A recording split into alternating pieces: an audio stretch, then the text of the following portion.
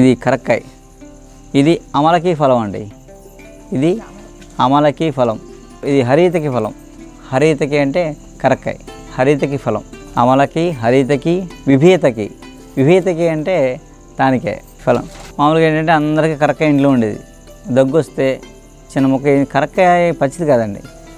కరక్కాయ వేడి చేస్తే, నిప్పు మీద వేపితే అప్పుడు కరక్కాయలో ఉన్న గుణం బయటకు వస్తుంది. దగ్గు చాలా స్పీడ్గా తగ్గుతుంది. కరక్కాయ కాల్చాల, దగ్గుకి కరక్కాయని కాల్చాల. కాల్చి తింటే దగ్గు తగ్గిపోతుంది కరక్కాయ. మీరు అదే దీంట్లో డై కోసం కలపాలనుకోండి, పచ్చికాయనే దంచి రసం తీయాలి. అంటే ఈ కాయని అంటే పెట్టి నీళ్ళలో మీద మరగబెట్టాలి. నేను కాల్చక్కలేదు. దగ్గు మాత్రం కాల్చిన కరక్కాయ బొగ్గలు పెట్టుకుని తగ్గిపోద్ది. కరక్కాయ గురించి చాలామంది చెప్తారు. కరక్కాయ వాడకూడని వాళ్ళు ఎవరో తెలుసా అండి? Pregnant ladies. ప్రెగ్నెంట్ లేడీస్ ఉట్టి కరక్కాయ తినారంటే అబార్షన్ అయిపోతుంది. ఏదో పుట్టే పిల్లవాడు అంగవైకల్యంతో పుడతాడు. ఓవర్ బ్లీడింగ్ అయ్యే వాళ్ళు తినకూడదు. ముక్కులోంచి రక్తం కాలేవాళ్ళు తినకూడదు. మోషన్లో బ్లీడింగ్ అయ్యే వాళ్ళు తాకూడదు. నెలసల్లో బ్లీడింగ్ అయ్యే వాళ్ళు తినకూడదు. బ్లీడింగ్ అవుతూ ఉండగా ఎవరైనా కరక్కాయ తినాలంటే ఇంకా ఓవర్ బ్లీడింగ్ అయిపోద్ది. అంత డేంజర్ మళ్ళీని. కానీ అంత ఎంత మంచిదో, ఎంత విషమో అంత మంచిది, ఎంత మంచిదో అంత విషం కూడా. అంటే కొన్ని సందర్భాల్లో వాడకూడదు మేడం. అలా కరక్కాయ వాడుకున్న వాళ్ళు ఇది. అయితే కరక్కాయని కూడా సంవత్సరంతో వాడచ్చు. మనకి 6 ఋతువులు కదండి. 6 ఋతువులు, 6 ఋతువులు 12 నెలలు కదా. 6 ఋతువుల్లో ఒక్కొక్క ఋతువు 2 నెలలు ఉంటుంది. అవునండి. ఏ ఋతువులో ఏ అనుపానంతో దీన్ని వాడితే సంవత్సరం అంతా 6 ఋతువులు అండి. 6 ఋతువులకు 6 అనుపానాలు. అంటే అర్థం ఏంటి? వేసవకాలం అనుకోండి పటిక బెల్లం అనుపానం ఏంటి, వర్షాకాలం అనుకోండి పిప్పళ్ళు అనుపానం, అలా అనమాట బెల్లం అనుపానం. అలా 6 రకాలు మీకు లిస్ట్ నేను ఇస్తాను, అది రాసిస్తాను, అది నా దగ్గర ఉంది. మేము తర్వాత చెప్పుకుందాం అది కరక్కాయ మీద. 6 ఋతువులు 6 అనుపానాలతో మనం తయారు చేసుకోవాలి. ఆ ఋతువులు కూడా ఎప్పుడు స్టార్ట్ అవుతాయి, ఎప్పుడు ఎండ్ అవుతాయి కూడా లిస్ట్ ఇస్తాను నేను. అదేందా అంటే రోజు వేసుకుంటే అలాగా కరక్కాయ అనుపానం మార్చుకుంటూ ఋతువుకి మార్చుకుంటూ వేసుకుంటే ఆ ఋతువులు వచ్చే జబ్బులు రావు. ఎప్పటికీ క్యాన్సర్ రాదు. ఒక కరక్కాయ ముసలితనం రాదు ఎప్పటికీ. అలా మనం కొట్టి పెట్టుకుని ఇంట్లో అందరూ ఫస్ట్ అన్నంలో తినేటప్పుడు ఫస్ట్ ముద్దలో వచ్చి వేసి తినేయడమే ఆ సీజన్ అంతా, ఆ ఋతువు అంతా, ఆ 2 నెలలు. అలా మనం 6 ఋతువులు చేసుకుని పెట్టుకుని జాగ్రత్తగా ఇళ్ళలో వాడుకుంటే చాలా మంచిది అనమాట అండి. కరక్కాయకి అంత గుణం ఉంది. తానికాయ, ఈ తానికాయ పెచ్చులు హెయిర్ ఫాల్ అవ్వకుండా ఆపుతాయండి. తానికాయ పెచ్చులు అని హెయిర్ ఫాల్ అవ్వకుండా చేస్తాయి. పప్పు కూడా మీరు పప్పుని ఇలా పేస్ట్ చేసి పేను కొరకుడు అక్కడ రాసామనుకోండి వెంట్రుకలు వచ్చేస్తాయి, రీగ్రోత్. ఈ 3 కలిసి చేసుకుంటే త్రిఫల చూర్ణం.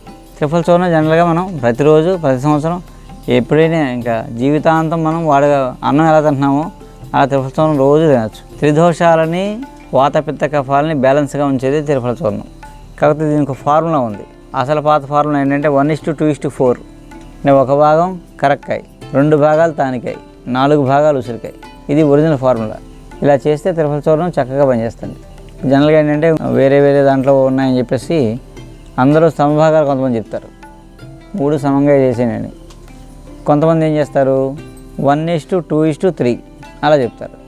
కానీ ఒరిజినల్గా అయితే 1:2:4 అండి. ఈ 4 ఎందుకు తీశారంటే ఉసిరికాయ రేట్ ఎక్కువ, ఇవన్నీ రేటు తక్కువ. జెండు కూడా 70-20 రూపాయలకి ఇస్తాడు. దానికి రీచ్ అవ్వాలి వీళ్ళు. కమర్షియల్గా వర్కౌట్ అవ్వాలి. వ్యాపారం అయిన తర్వాత ఏంటంటే ఫార్ములాని అడుగుండిపోయాయి, మార్చేశారు. మన సొంత ఫార్ములా క్రియేట్ చేసుకున్నాం, అసలు ఫార్ములా తీసేసి. కమర్షియల్గా పట్టుకోవడం కోసం ఫార్ములా డిజైన్ చేస్తేలాగా చెరకుడాలు అలా పెట్టారండి. కమర్షియల్గా డిజైన్ చేయాలా, మనందరి కోసం చేశారు వాళ్ళు. చేసిన ఫార్ములాని వీళ్ళు కమర్షియల్గా మార్చుకుని ఫార్ములాలో అంతా తారుమారు చేసి పడేసి. ఇంకొకటి త్రిఫలతో చేయాలి. మీరు బజార్లోకి వెళ్ళి కరక్కాయ ఇవి, ఉసిరికాయలు ఇవి, తానికాయలు ఇవి అన్నాం, ఇచ్చాడు. మనం కొట్టుకున్నాం, పెచ్చులు తీసుకున్నాం, గుండ కొట్టుకున్నాం, చేసుకున్నాం, బాగుంది. 1:2:4 చేసుకున్నాం, బాగానే ఉంది. అయితే అప్పుడు సరిగ్గా పని చేయట్లేదు. ఎందుకు పని చేయట్లేదు? నేను బాగానే చేశానే ఇంత కష్టపడి, ఎందుకు పని చేయట్లేదు? అసలు ఆయుర్వేదం వేస్ట్, ఇందులో ఏం లేదు. త్రిఫలతో బాగా గొప్ప చెప్తారు కానీ ఏం లేదండి అందులో ఏముంటుంది. అలా చెప్పేవారు కూడా కొంతమంది ఉన్నారు. ఇది లోపల లోతు తెలియక అలా చెప్తున్నానంటే అర్థం ఏంటంటే లోపల లోతు తెలియక. కరక్కాయ 2 ఏళ్ళ క్రితం వాడాలండి. కరక్కాయ పాతది వాడాలి, ఉసిరికాయ కొత్తది వాడాలి, తానికాయ ఉసిరికాయ కొత్తది వాడాలి. ఉసిరికాయ పాత 2 ఏళ్ళ క్రితం వాడాలి, ఈ తానికాయ కొత్త వాడాలి. ఈ ఉసిరికాయ చైత్రమాసంలో ఉసిరికాయ వాడాలి. ఇవన్నీ మన షాపులో చెప్తాడు, ఎవరు కలెక్ట్ చేశాడు ఎప్పుడో పట్టుకొచ్చి ఇస్తాడు పుచ్చిపోయిన ఇవిని. ఇక తానికాయ ఏమో 2 ఏళ్ళ క్రితం ఇస్తాడు, కరక్కాయ ఈ సంవత్సరం తెస్తాడు, ఉసిరికాయ ఏమో ఏ కార్తీక మాసంలో కోసింది ఎండబెట్టి ఇచ్చేస్తాడు. అది పట్టుకొచ్చి కొనగొట్టిన తిఫలతో చేసుకుని పని చేయలేదంటే అలాగా. ఎప్పుడు కలెక్ట్ చేస్తే దాంట్లో ఔషధ గుణాలు ఉంటాయో అలా రాశారు మన వాళ్ళు. త్రిఫలచూర్ణం మేము చేయాలంటే 2 నెలల ముందు మేము ప్లాన్ చేసుకోవాలి, అదేవిధంగా అప్పుడు ఎవ్రీ ఇయర్ మీరు త్రిఫలచూర్ణం చేసుకోగలుగుతారు. అంటే ఈ సంవత్సరం కరక్కాయలు కొని దాచుకొని నెక్స్ట్ ఇయర్గా ఉంచుకొని నెక్స్ట్ ఇయర్ చైత్రమాసంలో ఉసిరికాయలు ఎండబెట్టుకుని తానికాయలు కోసుకొని అయ్యి ఎండబెట్టుకుంటే మీకు ఉగాదికి ఏముంది, ఈ సంవత్సరం ఉగాదికి మొదలెడితే నెక్స్ట్ ఇయర్ ఉగాదికి మీరు త్రిఫలచూర్ణం చేసుకుంటారు. అది త్రిఫలచూర్ణం ప్రాసెస్. ఏదో 50 పదాలు కొనుక్కొచ్చి 5 నిమిషాలు కొనుక్కొట్టేసుకుని 10 నిమిషాలు వేసేసుకుని నాకు మోషణం లేదంటే ఎలా వద్ది. ఈ స్పీడు యాత్రతో కంపుంచేది. చెప్పేవాళ్ళు కూడా ఏదో కాన్సెప్ట్ చెప్పాలని చెప్పేయడం తప్ప ప్రతి ఫార్ములాకి మంచి చెడు ఉంటాయి. మనం రూపాయికి బొమ్మ బొరిసేలాగో ప్రతి ఫార్ములాకి మంచి ఉంటుంది, చెడు ఉంటుంది. అందరూ మంచిని చెప్పుకుంటూ పోయారు, దాని చెడుని కూడా చెప్పాలి కదా. అంటే ఇలా చేస్తే చెడు, మనం చెప్పిన పద్ధతులు చెప్తే చెడు, అంటే నువ్వు ఎలా చేసుకోవాలి అలా చేసుకోవాలి. ఏం లేదు చేసే 1:3 సమభాగాలని ఏదో ఊదరగొట్టారు అంతే. అంటే చెట్టు పేరు చెప్పి కాయలు అమ్ముకున్నట్టు అయిపోయింది ప్రపంచం అంతా. అసలు దాన్ని పక్కన పెట్టేశారు.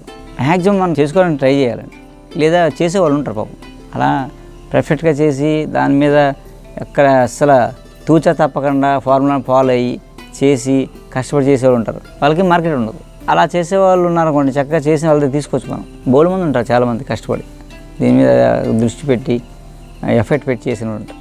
ఇక గురువింద గింజలు మన తూకంలో ఇవే తూనికలు, గ్రాములు లేవు ఇప్పుడు.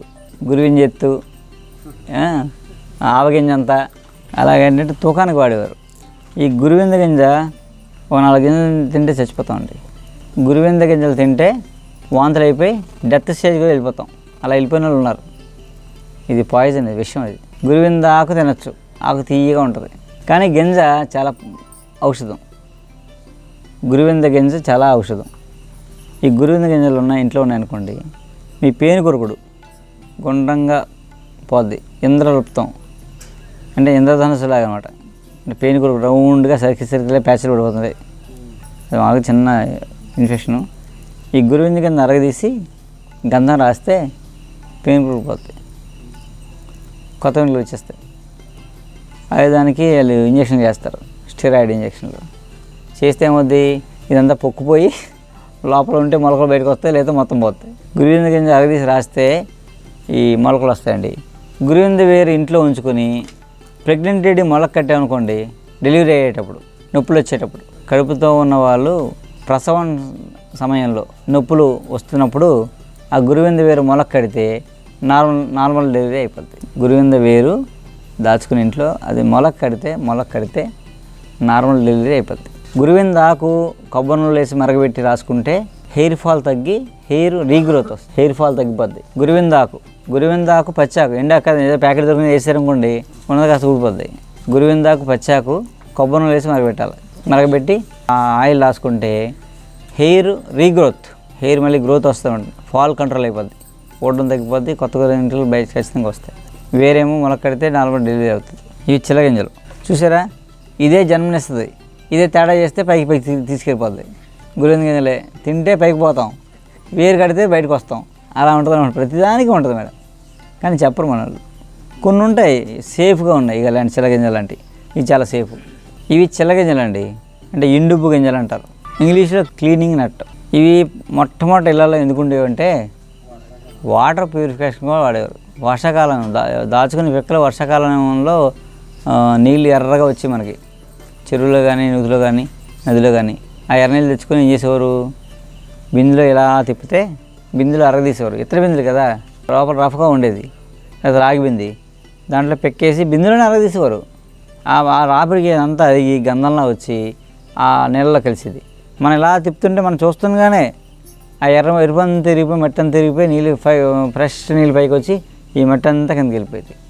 ఆ తేట నీళ్ళన్నీ తీసుకొని చక్కగా తాగేవు. అదే అసలు వాటర్ ప్యూరిఫికేషన్ అంటే. ఇప్పుడు ఏం చేస్తాం మనం, మినరల్ వాటర్ అని చెప్పేసి శుభ్రంగా అందులో అన్నీ లాగేస్తున్నాం. మట్టిగా లాగేది, మనం లాగేదంతా మినరల్స్ కింద లాగేసి కెమికల్స్ కలిపేసి తాగేస్తున్నాం. ఆ తాగడం వల్ల ఇమ్యూనిటీ పోతుంది. ఎండుపెక్క గంధం తింటే షుగర్ కంట్రోల్ అవుతుందండి. డయాబెటిక్ షుగర్ పేషెంట్స్ ఎవరైతే ఉన్నారో వాళ్ళకి యూరినల్ ప్రాబ్లమ్స్ అన్నీ తగ్గుతాయి. కిడ్నీ ఫిల్టరేషన్ బాగా పెరుగుతుంది దీనివల్ల. ఎండుపు గింజ వల్ల కిడ్నీ ఫిల్టరేషన్ బాగా చేయగలదు. విరోచనాలు అవుతుంది అనుకోండి, విరోచనాలు ఎండుమిరపకాయ గంధం, గసగసాలు 2 మిక్స్ చేసి వేసుకుంటే మీకు మోషన్స్ తగ్గిపోతాయి. నిలవరేసినలకు మామూలుగా అయితే ఈ గంధం రేసి నాకు ఇచ్చేవారు, నాకైతే తగ్గిపోయేది. ఒక్క డోసుతో మోషన్స్ తగ్గిపోయాయి. సింపులే కదా. ఈ కొనుక్కోవచ్చు బజార్లు, ఏం కల్తీ చేయలేదండి. ప్రస్తుతం చేయలేరు, తర్వాత కూడా ఏం చేయము, కానీ ఇప్పటికైతే ఏం చేయలేరు. ప్లాస్టిక్ రైస్ లాగా తర్వాత చేస్తారు. ఇలాగ ఉంటే మనం కూడా ఏం నేర్చుకోకుండా ఉన్నాం అనుకోండి, మనకు తెలియదు ఒరిజినల్ ఏదో డూప్లికేట్ ఏదో. అందుకేంటంటే ఈ గింజలు దాచుకుంటే మనకి మోషన్స్ అవుతున్నా, యూరిన్ ఎర్రగా వస్తున్నా, యూరిన్ కలర్ మారినా ఎల్లోగా కానీ ఎర్రగా కానీ వస్తుంది అనుకోండి, ఈ గంధం వేసిన రోజు నాకితే యూరిన్ వైట్గా వస్తుంది. నిర్మలి అని పిలుస్తారు సంస్కృతంలో. నిర్మలి చాలా నిర్మలంగా ఉంటుంది అన్నమాట. ఇది సేఫ్, దీనికి ఏమీ చెడు లేదు, సేఫ్ ప్లాంట్. ఈ సీతాఫల గింజలు ఇది తెలుసు కదా మనకి. దీంట్లో పప్పు ఎలా ఉంటుంది, ఈ పప్పు తీసి మెత్తగా నూరి పేస్ట్ లాగా కొంచెం కొబ్బరిని కలిపి క్రీమ్లా చేసి తలకు రాసేయాలండి. రాసేసి గుడ్డ కట్టేయాలి, పేలిపోవడానికి. కొంతమంది నూనెలో మరగబెట్టి రాసుకుంటారు, మరిగిన తర్వాత కుళ్ళు కంపు కూడా వేస్తుంది. రాసుకుంటే ఆ రోజు ఆ గదిలో ఉండలేము మనం. వాసన అది పచ్చి మెత్తగా పేస్ట్లా చేసి నెమ్మదిగా కలంలో అది కొంచెం నూనె కలిపి తలంతా పట్టించేయాలి. లేదా పచ్చిదైన పర్లేదు కొంచెం నీళ్ళేసి రాసి నూరేసి పేస్ట్ లాగా తలంతా పట్టించి గుడ్డ కట్టేయాలి. కట్టేసి పడుకోవాలి రాత్రి అంతా. పొద్దునకి పేలని చచ్చిపోయి గుడ్డ కంటుకుపోతాయి, ఈ క్లాత్ కంటుకుపోతాయి, దులిపేయడమే. మళ్ళీ కరెక్ట్గా వారం అయ్యాక మళ్ళీ పెట్టేయాలి. ఏమైనా పెట్టలేదు అనుకోండి, దాని ఈళ్ళు ఉంటాయి కదా ఎగ్స్, అవి మళ్ళీ పిల్లలు అయిపోతాయి. అందుకే వారానికి ఒకసారి పెట్టేసాం 4 వారాలు శుభ్రంగా పేలిన పోతే ఎప్పటికీ పేలు పట్టవు. సీతాఫల గింజలు అసలు ఈ మొక్కే క్రిమిసంహారి అండి. ఈ ఆకు, గింజ అంతా కూడా చెట్టు గాలి క్రిమిసంహారిని. ఇది పేలిని చంపేస్తే ఆకు ఉంది కదా, పూర్వం ఔషధం సీతాఫల ఆకులో వేసి తీసుకునేవారు. అంటే బాగా పనిచేస్తుంది అనమాట. ఈ గుమ్మడి గింజలు, గుమ్మడి పప్పు వెళ్తే వచ్చిన గింజలు, ఈ గింజలు తింటే రోజుని మంచి బలం అండి. పిల్లలకి మంచి బలం, ధాతు పుష్టి. మామూలుగా మోకాళ్ళు అరిపిన వాళ్ళకి మోకాళ్ళలో గుజ్జు పడుతుంది తింటే, స్పెర్మ్ కౌంట్ పెరుగుతుంది, బాగుంటాయి పప్పు. పూర్వం మన చిల్లరలు ఇవే, కురుకుర్లు అని లేసులు కాదు, నల్ల జీడిపెక్క. ఎవరు ప్రయత్నం చేయకండి. పుల్లతో కరెక్ట్గా 4కి 1 డ్రాప్ రాస్తే కొన్నాళ్ళకి పెరిగి దగ్గు వస్తారు. కొన్నాళ్ళకి పెరిగిన వచ్చిన దగ్గు ఎన్ని కాఫ్ సిరప్లో అనేది తగ్గదు. కరెక్ట్గా పెట్టగలిగేది టెక్నిక్ అనమాట. అంటే ఆ పెట్టించుకున్న కదా 4 కరెక్ట్గా పెట్టాలి.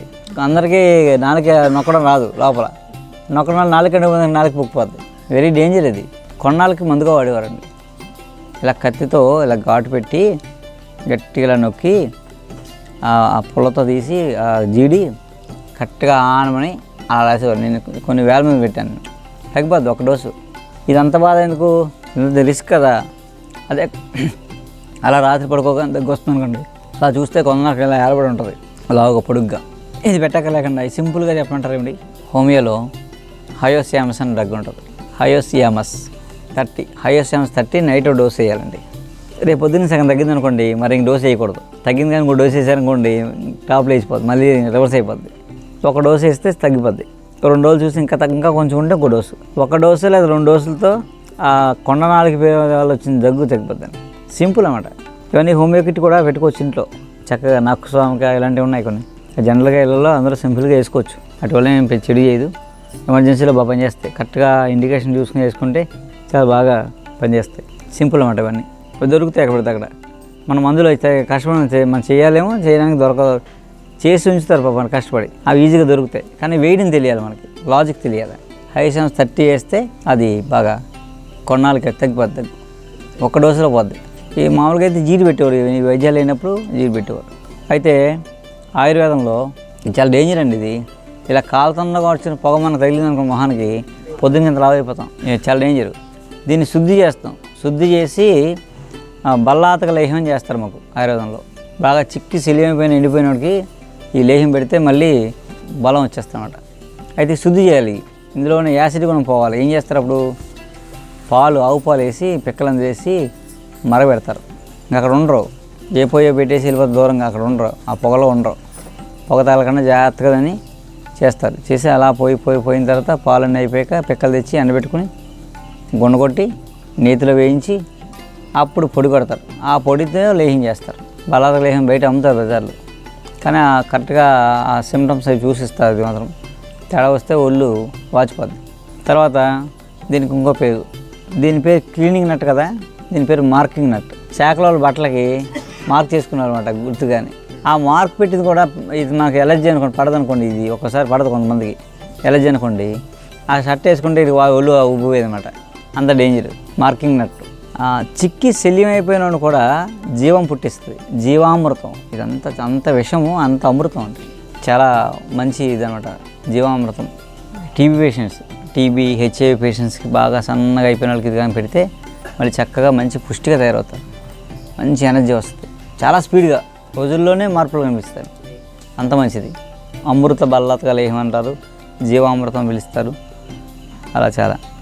అయితే దీంతో కూడా హోమియోలో మందు ఉంది, కానీ మనం అంత హోమియోపతి బాగా అర్థం చేసుకుని డెప్త్కి వెళ్ళి చేయగలిగితే ఈ ప్రపంచంలో క్రూయల్టీ ఉండదండి, చంపే తత్వం ఎవరికి ఉండదు, క్రూరత్వం ఏమి ఉండదు. ఇది కానీ కరెక్ట్గా వాడగలిగితే. హోమియోలో అనకార్డియం ఒక మందు ఉంటుంది. చిన్నప్పుడే పిల్లల్ని మనం కరెక్ట్గా గెస్ చేయగలిగితే హోమియోపతి ఆ డాక్టర్ల దగ్గర ఉంచితే కనుక వాళ్ళు బాగా గెస్ చేస్తారు. వాళ్ళలో ఈ అనకార్డియం టెండెన్సీ ఉందనుకోండి చిన్నప్పుడే, అప్పుడే మందు వేస్తే వాళ్ళు ఇంకా పని చేయరమంటారు. అంటే అనకార్డియం వాళ్ళకి ఎలా ఉంటుందంటే అండి, వాళ్ళ నైజం ఎదుటోడు ఏడిస్తే వీడికి ఆనందం అనమాట, శాడిజం. అంటే ఎదుటోడు ఏడడం కాదు, ఎదురు పోతే పేపర్లోని 10 మందిని నరికేసాడు అంటే, ఒక మనిషిని 10 ఏట్లు వేసి నరికేసాడంటే ఆ పేపర్ చూడగానే అబ్బాయి నరికాడు, వీడికి ఆనందం అనమాట లోపల టెండెన్సీ. అలాగా ఈ నరికేవాళ్ళు ఎంత కత్తులు పెట్టుకుని తిరిగే వాళ్ళు అందరూ అనకార్డియం బ్యాచ్. మామూలుగా వాళ్ళకి ఈ మందు వేసామనుకోండి, వాళ్ళకి ఏ ప్రాబ్లం ఉన్నా సరే క్యాన్సర్ అయినా పోద్ది. రెండోది, ఈ మందు వేసిన తర్వాత రోజు కత్తెట్టుకు వెళ్ళి ఆని వేసి వచ్చేవాడు కత్తి వెళ్తానే ఎవరిని వేయడు, వచ్చేస్తాడు, తర్వాత మళ్ళీ వెళ్తారు కానీ కత్తెట్టుకు వెళ్ళవు. అలా అంటే మనిషి తత్వాన్ని, మనిషి యొక్క నైజాన్ని మార్చడానికి హోమియోలో చాలా మందులు ఉన్నాయండి. మనిషి యొక్క మనస్తత్వాన్ని మార్చడానికి అద్భుతంగా పనిచేస్తాయి. చిన్నపిల్లలప్పుడే మనం మంచి హోమియోపతి తెలిసిన వాళ్ళు ఆ పిల్లల్ని గెస్ చేసుకొని వేయగలిగితే వాళ్ళ టెండెన్సీ పోద్ది, వాళ్ళు మంచి ఆరోగ్యం కూడా, ఏ పెద్ద పెద్ద జబ్బులు రావు, చిన్నప్పుడే అంతం చేయొచ్చు. హోమియోపతిలో అంత డెప్త్ ఇది అనమాట. డాక్టర్కి అంత సబ్జెక్ట్ ఉండాలి. ఉన్నవాళ్ళు ఉంటారు, వాళ్ళు ఎవరు పబ్లిసిటీ ఉండదు, వాళ్ళకి బోర్డు పెట్టరు. జైల్లో ఉన్న జైలర్కి, స్కూల్లో ఉన్న ప్రిన్సిపాల్కి హోమియోపతి రావాలండి. జైల్లో ఉన్న వాళ్ళందరూ మారిపోతారు సార్. సత్ప్రవర్తన చూసారా, 3 నెలలు బయట పంపించేస్తారండి, ఇంకెళ్ళు బయటకు వచ్చాక పని చేయడు, మారిపోతారనమాట. హోమియోపతి మందు వేస్తే ఏ ఏజ్లోనే వేయచ్చు, అతని డెప్త్ని బట్టి పొటెన్సీస్లో వేస్తే మనిషిని తత్వాన్ని మార్చడంలో అద్భుతమైన మందు హోమియోపతి. ఇలాంటి చాలా డీప్ డ్రగ్స్ ఇవన్నీ. Physical plane, mental plane, love plane, ఇలా హయ్యర్ ప్లేన్స్లో ఉంచున్న దాని నుంచి మార్చగలమంటారు, లోతుగా మార్చగలుగుతాం. హైయర్ ఆరా అంటున్నామే, ఆ ఆరామే పనిచేస్తాయి ఇవన్నీ. అలా ఏంటంటే ది బెస్ట్ మెడిసిన్. మ్యాథ్స్ గారు మాట అనేవారన్నమాట, నీకే చెప్పేం విన్నాం కదా, అంటే విన్నారు కదా, విన్న వాళ్ళందరూ చేస్తారా అని అడిగారు ఎవరు. అంటే విన్న వాళ్ళందరూ చేయక్కర్లేదు, విని మరిచినవాడు అవుతాడు. విన్నవాడు కన్నా విని మరిచినవాడు గొప్పడే కదా. అసలు విన్నవాడు కన్నా విని మరిచినవాడు గొప్పవాడు కదండి. విని మరిచారు, ఎప్పుడైనా చూడగానే మళ్ళీ జ్ఞాపకం వస్తుంది కదా, అదనమాట. అందుకని విషయం తెలిస్తే ఇప్పుడు కదా ఎప్పుడైనా ఉపయోగపడుతుంది. మీకో, మీ పక్కడికో, ఇంకొడుకో ఇది చేసాక ఏదో ఒకటి ప్రయత్నం చేస్తాం మనం. ఒక్క ప్రయత్నమే రేపొద్దున 100 అవుతాయి. మీరు చూసి మీ తర్వాత మొదలవుతుంది. ఆ మార్పే రావాలి. ఇప్పుడు ఆ మొక్కలే మనం వేయాలి. సరే, వాటికి ముగిద్దాం, మరి ఇంకో రోజు చెప్పుకుందాం.